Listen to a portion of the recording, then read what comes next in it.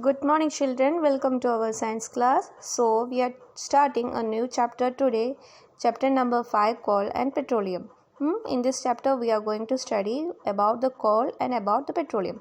What is coal, how coal is produced, how coal is formed. Next, what is petroleum products? क्या है जो petroleum कैसे how the petroleum is formed, that we are going to discuss in this chapter. So, children, let's start our chapter number 5. We use various materials for our basic needs. जो हमारी daily life में हम अलग अलग materials use करते हैं. Some of them are found in nature and some of them have been made by human efforts. तो some हमको nature से मिलते हैं और some man की effort से बनी हुए हैं some materials. So activity 5.1 आपके लिए दिया है, जिसमें आपको क्या करना है, make a list of various materials used by us in daily life and classify them as natural and man made. जो हम अलग अलग चीज़ों में यूज़ करते हैं, सो इन वो सब मटेरियल्स को आप डिफ्रेंशिएट करना है, अलग करना है. नेचुरल और मैन मेड दोनों कैटेगरीज में आप डिवाइड करना है. ओके, सो नेचुरल क्या है, मैन मेड क्या है. ये मटेरियल्स को हमको कह सकते हैं रिसोर्सेस. जो नेचुरल रिसोर्स क्या है, मैन मेड रिसोर्स क्या है बच्चों. So I will show you the definition for natural and man-made resources so that you will be clear. Look children, what are natural and man-made resources?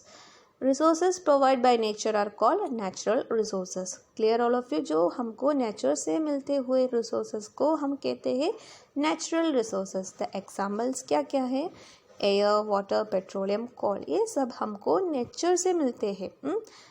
और next category resources made by human beings are called man made resources. जो हम कुछ resources है जो हमारी जो man made है, human beings के एफर्ट के वजह से वो प्रोड्यूस किया है, ऐसे रिसोर्स को हम कहते हैं man made resources. Here also given the examples for man made resources. They are machines, vehicles, roads. There are another examples also, you can add that. Next, here you can use these examples to fill that table. Okay children, natural resources का examples दिया है, man made resources का examples भी दिया है.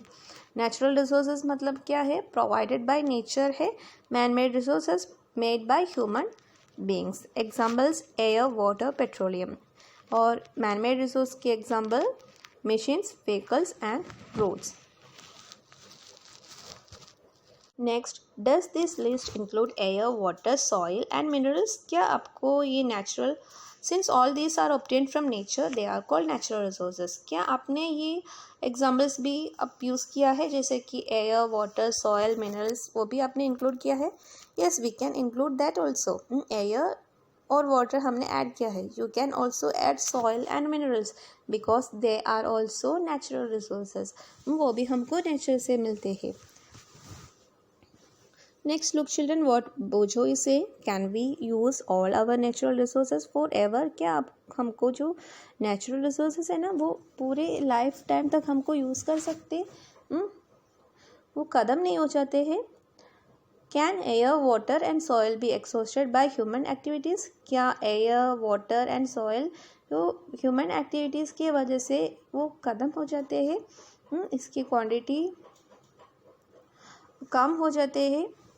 You have already studied about water in class 7. Is water as limitless resource?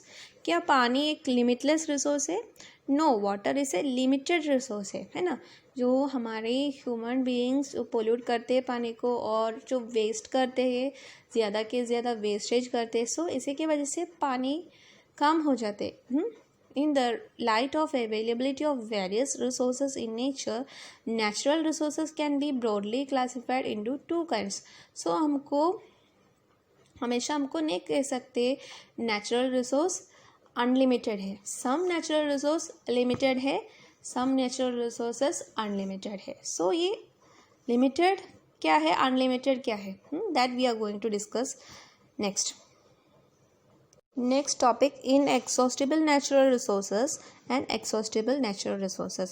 Students, here बहुत सारे definitions है. फर्स्ट मैंने आपको दूसरे पिक्चर फ़ोटो आपको शेयर किया था. इसमें नेचुरल रिसोर्स क्या है, मैन मेड रिसोर्स क्या है, जो एग्जाम्पल्स भी है. So you have to learn that definition also and also the examples. And here the next definitions. Inexhaustible natural resources क्या है, you have to note the spellings also. A little bit difficult है ये सारे spellings easily. Okay, these natural resources are present unlimited quantity in nature and are not likely to be exhausted by human activities. जो ऐसे natural resources क्या है, जो unlimited है, जो हमारे नेचर में अनलिमिटेड तरफ होते हैं और जो ह्यूमन एक्टिविटीज़ की वजह से फिनिश नहीं हो जाते, एग्जॉस्ट नहीं हो जाते हैं. Examples are sunlight, air. देखो बच्चों, सनलाइट हमको हमेशा मिलते हैं ना, इसमें जो अनलिमिटेड सोर्स है. और एयर भी हमको जो एक अनलिमिटेड सोर्स है. अभी प्लांट्स है तो जो हमेशा हमको एयर मिलते हैं. Okay, next exhaustible natural resources. So exhaustible natural resources आपको बता सकते हैं बच्चों. The amount of this resources in nature is limited. वो लिमिटेड नेचुरल रिसोर्सेस है. They can be exhausted by human activities. It can be finished. It will be finished by the human activities. Examples of these resources are forest. जो forest एक natural resource है. forest में जो plants है ना, वो सब automatically grow करते हैं, वो naturally उगाए जाने वाले plants है. लेकिन जो हम ह्यूमन बींग्स क्या करते हैं, डिफॉरेस्टेशन करते हैं, जो इसके वजह से हमारे फॉरेस्ट नेचुरल रिसोर्सेज में प्रॉब्लम हो जाते हैं. सो नेचुरल रिसोर्स है, एक एक्सॉस्टिबल रिसोर्स का एग्जाम्पल है. नेक्स्ट वाइल्ड लाइफ भी सेम है. और next minerals call petroleum, natural gas. ये सब नेचुरल रिसोर्सेस है, लेकिन वो ये सब कॉल पेट्रोलियम मिनरल्स वो सब हमारे ज़मीन के अंदर से मिलते हैं और वो बहुत दिनों के बाद जो इसकी वो स्टोरेज है ना, वो भी ख़त्म फिनिश हो जाते हैं. So these are exhaustible natural resources. Okay, next आपके लिए दूसरा एक्टिविटी है, activity 5.2. It is a group activity. ये एक्टिविटी हम ग्रुप में करना है. Take some containers, fill them with popcorn और पीनट्स और रोस्टेड ग्राम और टॉफीज. इसमें से कोई भी एक आपको करना है.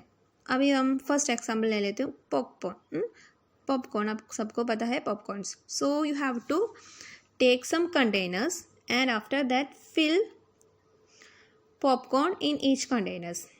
Divide students into groups of 7 each. So students को ग्रुप में, जो आपकी ये क्लास एक्टिविटी है, सो 7 ग्रुप की स्टूडेंट्स को डिवाइड करना है. और ये हर एक 7 स्टूडेंट्स की ग्रुप है ना, ये ग्रुप को एक कंटेनर में जो पॉपकॉर्न दीजिए. अभी कितने ग्रुप से, अभी 5 ग्रुप से. देखो 5 ग्रुप से इसमें 7 स्टूडेंट्स है. टोटल तो कितने हैं, 35 स्टूडेंट्स होते हैं, है ना. Next, further divide each group into 3 सब ग्रुप्स. सो अभी हमने फर्स्ट में 7 मेंबर्स है. ये 7 मेंबर्स को फिर से हम ग्रुप करना है. ये फर्स्ट आप 7 मेंबर्स है ना, उसको फर्स्ट 1 नंबर दे दो. एक स्टूडेंट को एक ग्रुप, नेक्स्ट 2 स्टूडेंट की नेक्स्ट ग्रुप और नेक्स्ट 4 स्टूडेंट की थर्ड ग्रुप में. ये ईच ग्रुप है ना, जो 7 मेंबर्स की ग्रुप है ना, इसको फिर से ग्रुप करने को बताते हैं. जैसे कि जो 7 मेंबर्स है एक ग्रुप में, इसमें 1 को सिंगल ग्रुप, नेक्स्ट 2 मेंबर्स की सेकंड ग्रुप, नेक्स्ट 4 मेंबर्स की थर्ड ग्रुप. समझ में आया. And label them as first, second and third generation respectively. तो इसको जनरेशन हम रिप्रेजेंट करते हैं. फर्स्ट 1 को फर्स्ट जनरेशन, सेकंड 1 को second generation and the 4 students है जो वो सब थर्ड जनरेशन में. 1 स्टूडेंट है वो फर्स्ट जनरेशन में, 2 स्टूडेंट्स सेकंड जनरेशन में, 4 स्टूडेंट्स थर्ड जनरेशन में. Okay, These subgroup represent the consumers. So ये सब ग्रुप्स है ना, जो सब ग्रुप सब कंज्यूमर्स है. As population is growing, second and third generation have larger number of consumers. So generation, अभी आप सोचिए फर्स्ट 1 आपकी ग्रैंडफादर या ग्रैंडमदर की जनरेशन है. नेक्स्ट जनरेशन 2 मेंबर्स का जनरेशन आपकी मम्मी पापा का जनरेशन है, और द 4 मेंबर्स है ना, वो जनरेशन आपका है. सो हर एक जो ईयर्स के बाद, हर एक ईयर्स ऐड करने के बाद जो पॉपुलेशन भी इंक्रीज होते हैं, सो कंज्यूमर्स भी ज़्यादा होते हैं. अभी आपकी ग्रैंडमदर ग्रैंडफादर के टाइम में जो पॉपुलेशन हमारे इंडिया की पॉपुलेशन उतना नहीं था, और हर एक ईयर में जो पॉपुलेशन इंक्रीज होते हैं ना, सो कंज्यूमर्स, सो सबको ये हमारे जो नेचुरल रिसोर्सेज, मैनमेड रिसोर्सेज, सब बहुत सारे लोगों कंज्यूम करते हैं. कंज्यूमर्स की नंबर भी इंक्रीज करते हैं. As population is growing, second and third generation have large number of consumers. Put one full container for each group on the table. Next हम ये सब ग्रुप को, ये ग्रुप्स है ना अभी सब ग्रुप्स, ये फर्स्ट वन को, ये ग्रुप में, एक ग्रुप में जो फर्स्ट वन है नंबर 1, इसके हाथ में एक कंटेनर दे दो. Ask consumers of first generation from each group to consume eatables from the container of their group. और हर एक ग्रुप में, ग्रुप ए में फर्स्ट जनरेशन को दे दो, ग्रुप 2 की फर्स्ट जनरेशन, ग्रुप 3 की फर्स्ट जनरेशन, ऐसे 5 ग्रुप से 5 ग्रुप्स की फर्स्ट वन है ना, इसको फर्स्ट जनरेशन कहते हैं. सारी ग्रुप्स की फर्स्ट जनरेशन को ये कंटेनर, पॉपकॉर्न की कंटेनर दे दीजिए, और इसको बोलो आप खाओ, जितना आपको खा सकते हो उतना खाओ. Now ask the second generation consumers from each group to do the same. After that the second generation को बोलो नेक्स्ट ये सेकेंड जनरेशन को दे दो. सो ask the students to observe carefully the availability of eatables in each container. If something is left in the containers, ask the third generation from each group to consume it. Now finally observe whether all the consumer of third generation got eatables or not. Also observe if anything is still left in any of the containers. So आपको समझ में आया बच्चों? Here first generation people को, जो first generation वाले लोगों को हम जो कंटेनर पॉपकॉर्न खाने के लिए दे दिया है, और उसको खाने को बोला. तो अभी पॉपकॉर्न किसी को ज़्यादा पसंद है तो वो क्या करेंगी, वो जल्दी फटाफट फिनिश करेंगी, थोड़ा सा बाकी रखेंगी. सो वो ऑटोमेटिकली सेकंड जनरेशन को देते हैं. और सेकंड जनरेशन में दो लोगों हैं, 2 स्टूडेंट्स हैं, वो ख़त्म, वो फिनिश, शायद वो फिनिश कर दे, नहीं तो वो थोड़ा सा थर्ड जनरेशन के लिए बाकी रखेंगे. सो ऐसा वन सिचुएशन होते हैं. और सम ग्रुप ऐसा ही सोचते हैं, सो हमारे नेक्स्ट ग्रुप में नेक्स्ट स्टूडेंट्स भी है, उसको भी देना है, तो हम थोड़ा सा लेते हैं, 5-6 पॉपकॉर्न्स लेते हैं, और उसके बाद नेक्स्ट स्टूडेंट को देते हैं. ऐसा ही सोचते हैं कई ग्रुप मेंबर्स, और सम ग्रुप मेंबर्स ऐसा नहीं सोचते हैं. सो क्या आप हर एक ग्रुप की थर्ड जनरेशन को ऑब्जर्व करना है, थर्ड जनरेशन को कुछ मिला है या नहीं. सम ग्रुप्स में थर्ड जनरेशन को कुछ भी नहीं मिलते है ना, ऐसे होते हैं. सम ग्रुप में हाँ होते हैं, सेम अमाउंट में होते हैं, और बाकी भी है. सम पॉपकॉर्न्स आर लेफ्ट ऑल्सो. सो ये एक्टिविटी है, जो ये एक्टिविटी से हमको क्या समझ में आया बच्चों, ये नेचुरल, ये पॉपकॉर्न है ना, जो हमारी नेचुरल रिसोर्स है, ऐसा ही सोचना है. जो हमारी पहले जनरेशन जो ऐसा ही सोचकर नेचुरल रिसोर्स को यूज़ करना है, या क्या सोचकर यूज़ करना है, जो हमारी आगे वाले जनरेशन से, मेरे बेटे हैं, जो बेटे के बेटे होते हैं, जो ऐसे लोगों में नेक्स्ट जनरेशन है, वो नेक्स्ट जनरेशन को भी यूज़ करने वाले हैं हमारे natural resources. So we should not waste them. ऐसा हम माइंड में रखना है. So for that we have done this activity. Otherwise the natural resource will be finished, like water. वो सब जो हमारी फर्स्ट जनरेशन लोगों वो सफिशेंटली एफिशिएंटली यूज़ नहीं किया है, तो जो इसकी रिजल्ट क्या होते हैं बच्चों, हमको जो next generation, third fourth generation लोगों को जो इसकी स्कैरसिटी हो जाते हैं. So the natural resources should be used efficiently. Proper way में हम यूज़ करना है. Okay.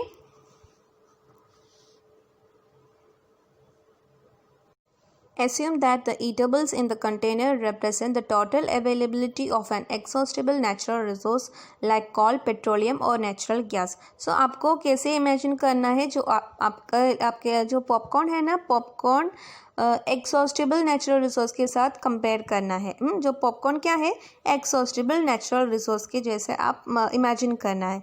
So the exhaustible natural resources like coal, petroleum और नेचुरल गैस, ईच ग्रुप में हैव डिफरेंट कंजप्शन पैटर्न. जो अलग अलग कंजप्शन पैटर्न्स वो फॉलो करते हैं हर एक ग्रुप में. some will eat up all the popcorn in the first generation itself. some group में जो next generation के लिए छोड़ देते हैं. so अलग अलग consuming pattern follow करते थे. Are the earlier generation of any group too greedy? क्या इसमें कोई ग्रुप में जो फर्स्ट जनरेशन बहुत लालची थे, बहुत ग्रीडी है? It may be that earlier generation in some groups were concerned about the coming generations and left something for them. So some groups में ऐसा ही सोचते हैं, वो बहुत कंसर्न है, आगे जनरेशन के बारे में बहुत सोचते हैं, और वो सब कुछ लेफ्ट भी करते हैं, है ना. In this chapter we will learn about, so we have concluded children here from this activity. We have to use the natural resources efficiently. जो limited तरीके से हम नेचुरल रिसोर्सेस, एक्सॉस्टेबल नेचुरल रिसोर्स को यूज़ करना है, जो हमारे माइंड में रखना है, जो हमारे नेक्स्ट जनरेशन के लिए भी यूज़ करना है ये सारी resources. Okay. Next, in this chapter, we will learn about some exhaustible natural resources like coal, petroleum and natural gas. So, in this chapter, हम जी exhaustible natural resources के बारे में पढ़ाई करने वाले हैं, जैसे कि coal, petroleum and natural gas. These were formed from the dead remains of living organisms. So, these are not all known as fossil fuels. Actually ये कोल, पेट्रोलियम, नेचुरल गैस वो सब क्या है, वो सब रिमेन्स ऑफ लिविंग ऑर्गेनिज्म. जो plants है ना, जो प्लांट्स की रिमेन्स से, जो प्लांट्स बहुत ईयर्स के पहले जो कोई भी फ्लड या अर्थक्वेक्स ये सब होने की वजह से जो प्लांट्स है ना, जो मिट्टी के अंदर, अर्थ के अंदर वो दब जाते हैं, कम्प्रेस हो जाते हैं. इसी के वजह से इसके ऊपर जो ऊपर मिट्टी फॉर्म हो जाते, और लेटर दीज प्लांट वेस्ट है ना, वो कन्वर्ट होते हैं इनटू फॉसिल्स. जो फॉसिल से कन्वर्ट होते हैं, या ये convert it into, later they convert into coal, petroleum and natural gas. सो हम ये सब्सटेंसेस को हम क्या कहते हैं, फॉसिल फ्यूल कहते हैं. Okay. Next we are going to discuss what the coal is. Next topic coal. Coal मतलब क्या है बच्चों, कोयला. कोयला, coal is a non metal, जो एक नॉन मेटल है coal. You may have seen coal और हर्ड अबाउट इट. फिगर 5.1. आपने कोल देखे हुए जो नहीं है तो आप इसके बारे में एक बार सुनाए भी होते हैं ना. It is as hard as stone and is black in colour. आपको क्या समझ में आते हैं कोल के बारे में? कोल एक स्टोन के जैसा है और इसके कलर ब्लैक कलर में होते हैं. बस आपको इतना ही जानते हैं, है ना, कोल के बारे में. फिगर 5.1 देख लीजिए बच्चों, ये कोल की एक पिक्चर है. Coal is one of the fuel use to cook food. जो कोल एक फ्यूल है जो हम कुकिंग करने के लिए यूज़ करते हैं. Earlier, it was used in railway engine to produce steam to run the engine. So पहले की इंजन के स्टीम का था. अभी ट्रेन की इंजन इलेक्ट्रिक इंजन से. सो पहले इंजन स्टीम के था. जो स्टीम मतलब जो पानी हमको गर्म करना है. सो पानी गर्म करने के लिए कौन सी चीज़ यूज़ करते हैं? कोल यूज़ करते हैं. सो रेलवेज में जो कोल्स हम पहले ज़माने में यूज़ करते थे. It is also used in thermal power plants to produce electricity. और इसके अलावा जो थर्मल पावर में भी जो कोल यूज़ करते हैं इलेक्ट्रिसिटी प्रोड्यूस करने के लिए. Okay. Coal is also used as fuel in various industries. और इसके अलावा बहुत सारे इंडस्ट्रीज़ में भी ये फ्यूल की तरह यूज़ करते थे कोल्स. आज भी यूज़ करते हैं कोल फ्यूल की जैसा.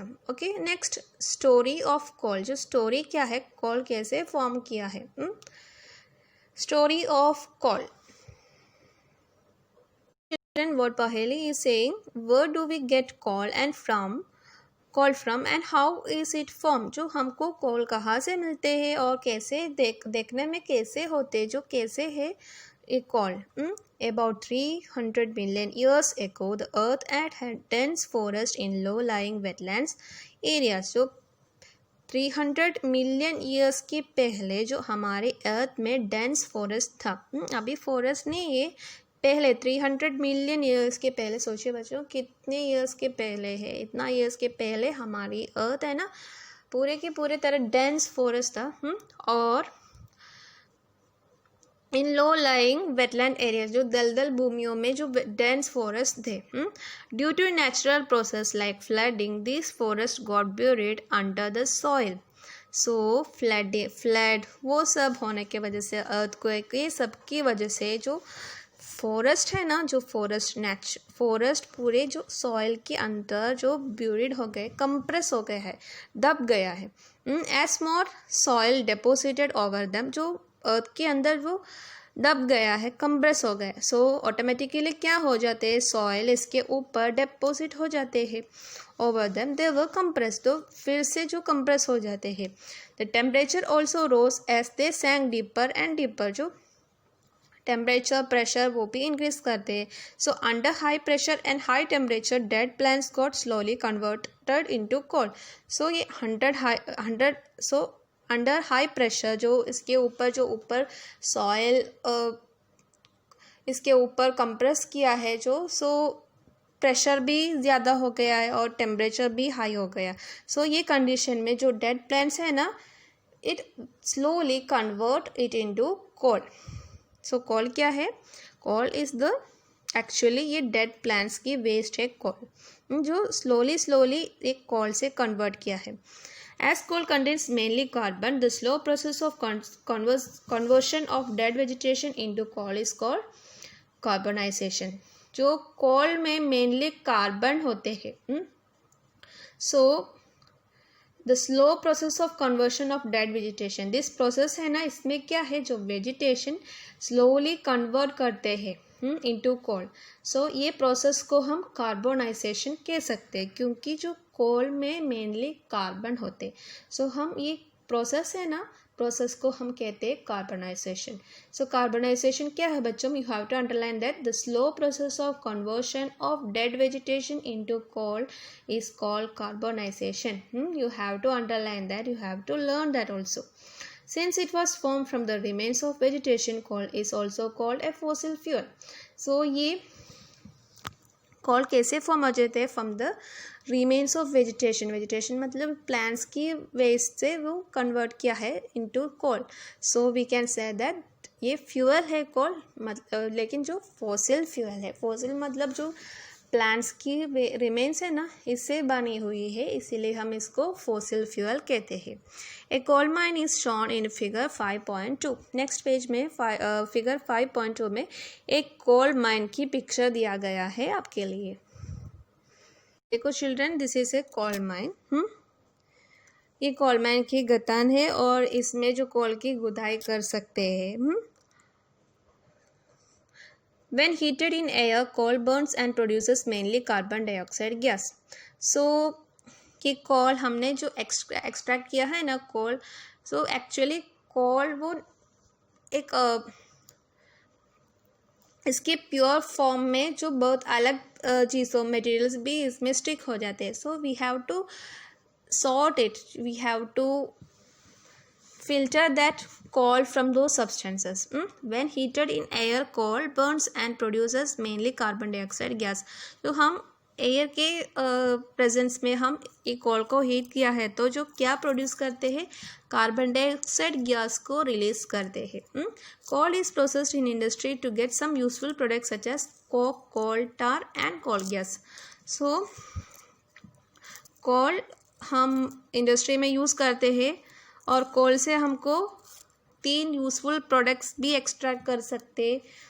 एक ह्यूज कंटेंट है जो कोल, इससे हमको अलग अलग सब्सटेंसेस हमको एक्सट्रैक्ट कर सकते हैं, जैसे कि coke, coal tar and coal gas. ये तीनों हमको एक्सट्रैक्ट कर सकते हैं। ये तीनों मटेरियल हमको मिलते हैं जो कोल के अंदर से। जो कोल हीट करने के टाइम में कौन से गैस प्रोड्यूस करते हैं बच्चों? कार्बन डाइऑक्साइड गैस को रिलीज करते हैं, वो भी आप नोट करना है। और कोल से हमको एक्सट्रैक्ट कर सकते हैं some substances and their names are coke, coal tar and coal gas. Next we are going to discuss what is coke, what is coal tar and what is coal gas. मैंने अभी बोला जो 3 substance हमको extract कर सकते हैं। Coke क्या है, कोल टार क्या है, कोल गैस क्या है, that we are going to discuss. Okay. So the first product is coke. It is a tough, porous and black substance. जो कोक क्या है, कोक एकदम मजबूत है, जो टफ होते हैं, जो पोरस है मतलब जिसमें छेद होते हैं, जो जैसे कि एयर पास होते हैं, एंड ब्लैक सब्सटेंस है जो देखने में ब्लैक कलर में होते हैं। It is almost pure form of carbon, जो कार्बन के प्योर फॉर्म है Coke. Coke is used in the manufacture of steel and in extraction of many metals. जो स्टील के मैन्युफैक्चरिंग में ये मदद करते हैं और मेटल्स को एक्सट्रैक्ट करने में भी ये कोक मदद करते हैं। ओके, नेक्स्ट इज कोल टार। कोल टार क्या है? जो आपने जो रोड कंस्ट्रक्शन में देखा हुआ जो कोल टार आपने देखा है ना। It is A black thick liquid with unpleasant smell. जो एक ब्लैक कलर में होते हैं, जो थिक लिक्विड है, एकदम खाड़ा है, जो ब्लैक कलर में होते हैं, अनप्लेजेंट स्मेल है, इसको फाउल स्मेल है, बैड स्मेल होते हैं। It is a mixture of about 200 substances. तो actually it is a mixture of 200 substances में 200 चीज़ों का मिक्स होते हैं। Products obtained from coal tar are used as starting materials for manufacturing various substances used in daily life and industries like synthetic dyes, drugs, explosive, perfumes, plastic, paint, photographic materials, roofing materials, etc. So हम ये coal को है ना starting materials की जैसा हम ये सारी मैन्युफैक्चरिंग में यूज़ करते, सारे की मैन्युफैक्चरिंग में, जैसे कि सिंथेटिक डाइज की मैन्युफैक्चरिंग, ड्रग्स की मैन्युफैक्चरिंग में, एक्सप्लोसिव, परफ्यूम की मैन्युफैक्चरिंग, प्लास्टिक के सब की मैन्युफैक्चरिंग में हम एक स्टार्टिंग मटेरियल्स की तरह जो कोल को इस्तेमाल करते हैं। Interestingly, naphthalene balls used to repel moths and other insects are also obtained from coal tar. जो हमने इंसेक्ट्स लाइक कॉकरोच भी सब जो छोटे छोटे इंसेक्ट्स हो वो हमारे वार्डरोब में कपड़ों में अटैक नहीं होना चाहिए, इसीलिए हम जो वाइट बॉल्स यूज़ करते हैं उसको हम क्या कहते हैं? नैफ्थलीन बॉल्स यूज़ करते हैं। जो naphthalene balls actually naphthalene ball की भी स्टार्टिंग मटेरियल कोल टार है। Okay, these days bitumen a petroleum product is used in place of coal tar for metalling the roads. जो पहले हम मेटलिंग करने के लिए जो कोल यूज़ करते हैं, कोल टार यूज़ करते थे, अभी जो एक पेट्रोलियम प्रोडक्ट आ गया है इसका नाम है जो बिटुमिन इस वो हम ये कोल टार की जगह में यूज़ करते हैं। Next one is coal gas. जो कोल गैस क्या है? Coal gas is obtained during the processing of coal to get Coke.